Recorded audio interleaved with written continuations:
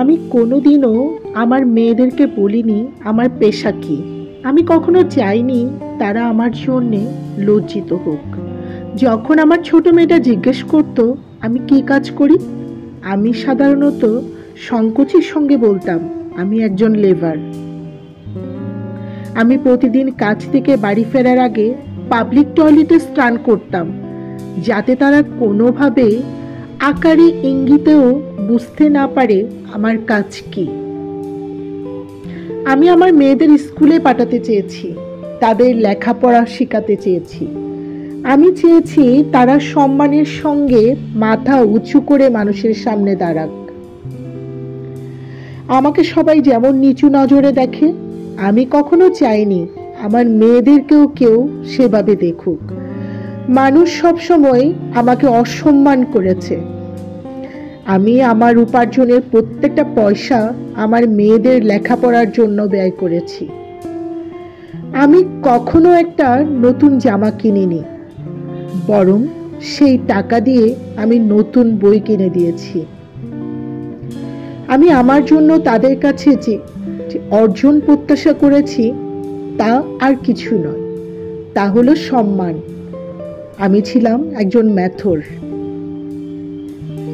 আমার মেয়ের কলেজের ভর্তি হওয়ার শেষ তারিখের আগের দিন আমি তার ভর্তি ফি জোগাড় করতে পারিনি। সেদিন আমি কোনো কাজও করতে পারিনি, নোংরার স্তূপের পাশে বসেছিলাম। খুব চেষ্টা করছিলাম চোখের জলটা লুকোনোর।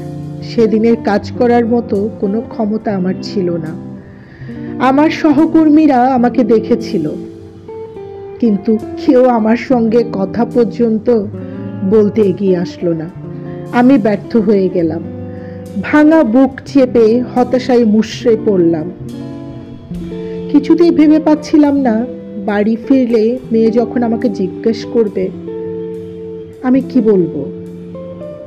আমি জন্মগতভাবে হতদরিদ্র। আমার বিশ্বাস ছিল আমার মতো একজন গরিব মানুষের সঙ্গে কখনোই ভালো কিছু হতে পারে না।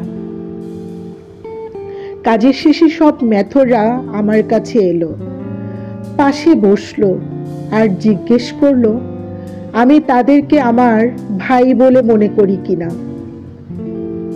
আমি উত্তর দেওয়ার আগেই তারা তাদের একদিনের সমস্ত আয় আমার হাতে তুলে দিল। আমি যখন সেই টাকা নিতে অস্বীকার করলাম, তারা পাল্টা আমাকে বলল আমরা সবাই দরকার হলে আজকের দিনের জন্য উপোস থাকব, কিন্তু আমাদের মেয়েকে কলেজে পড়তেই হবে। আমি কোনো উত্তর দিতে পারলাম না। সেদিন বাড়ি ফেরার আগে আমি স্নান করিনি। একজন মেথর হিসেবে আমি সগর্বে বাড়ি ফিরেছিলাম।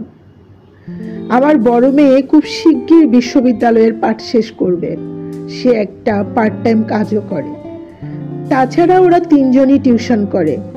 আমাকে ওরা আর কিছুতেই কাজে যেতে দেবে না, কিন্তু প্রায়ই বড় মেয়েটা আমাকে পুরনো কাজের জায়গায় নিয়ে যায়।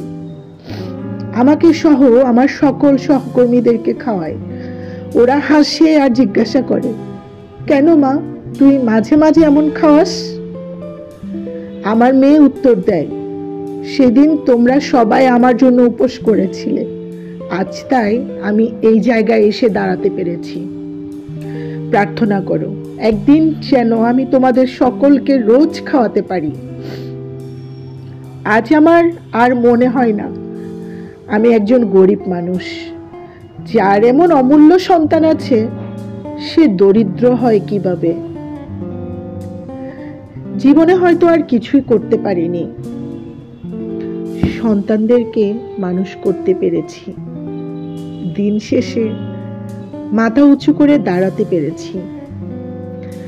আমার আজকের এই ভিডিওটি আপনাদের কেমন লেগেছে কমেন্ট করে জানাবেন। সত্যি যদি আপনারা আমার এই ভিডিওটি এতটুকু পর্যন্ত দেখে থাকেন, আপনাদের প্রত্যেকের চোখে জল আসার কথা। আমাদের সমাজে আমরা যেভাবে বড় হচ্ছি, একজন মেথরের কথা দিয়ে আপনাদেরকে বললাম, আমরা মনে করি নিচু শ্রেণীর মানুষগুলো সত্যি মানুষ নয়, কিন্তু তারা চাইলে অনেক কিছু পারে। হয়তো কোটিপতি ঘরের সন্তানকে মা বাবা মানুষ করতে পারে না, কিন্তু দেখুন একজন ম্যাথরের ঘরের সন্তানও আজ প্রতিষ্ঠিত। সেলুট ম্যাথর বাবাকে। সবাই ভালো থাকবেন, সুস্থ থাকবেন, প্রাচী পিতুন ওয়ার্ল্ডের সাথে থাকবেন। আমার এই ভিডিওগুলো দেখবেন। আমি প্রত্যেকটা ভিডিওর মাধ্যমে আপনাদেরকে কিছু না কিছু মেসেজ দেওয়ার চেষ্টা করি। ভালো থাকবেন সবাই। আপনাদের প্রত্যেকের একটা কমেন্ট আমার ভিডিও বানানোর অনুপ্রেরণা যোগায়। আর যদি ভিডিওটা ভালো লাগে, ভিডিওটা ছড়িয়ে দিবেন, সবাইকে দেখার সুযোগ করে দিবেন। ভালো থাকবেন সবাই।